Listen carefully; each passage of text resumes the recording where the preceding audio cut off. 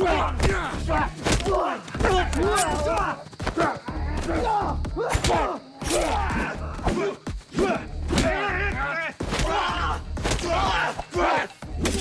week ago, Jason was sent to the warfront for support, but he fell into a trap carefully planned by the Japanese army.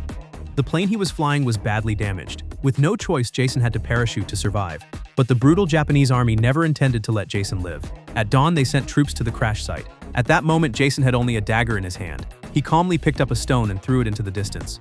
When the Japanese soldiers turned their attention, he seized the chance to strike from the shadows.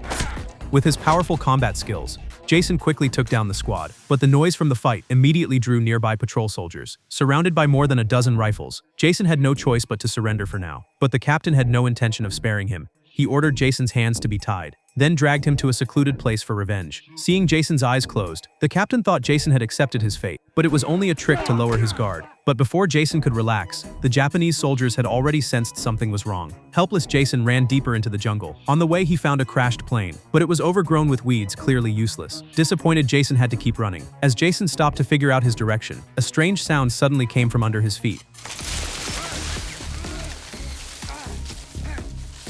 It turned out the Japanese army, to stop prisoners from escaping, had already filled the forest with traps, and so Jason was escorted by soldiers to a nearby base. There were many foreign soldiers imprisoned here, but they showed no sadness, as if they were used to captivity. Because he had killed 2 squads, Jason was brought straight to the base commander. The commander was curious how Jason had killed his men barehanded. Also obsessed with martial arts, the commander admired Jason, so he did not plan to kill Jason right away. The next noon, Jason was brought to an arena. He thought his end had come, but the soldiers suddenly cut his ropes. Then 3 prisoners were forced into the center of the arena. Their opponent was a Japanese warrior. The 3 were instantly crushed by his powerful presence. But even if they ran, they would face retaliation, so they could only gather courage and charge. But the 3 without any training, facing an experienced Japanese warrior, it was like children against a grown man. Soon it was Jason's turn to fight.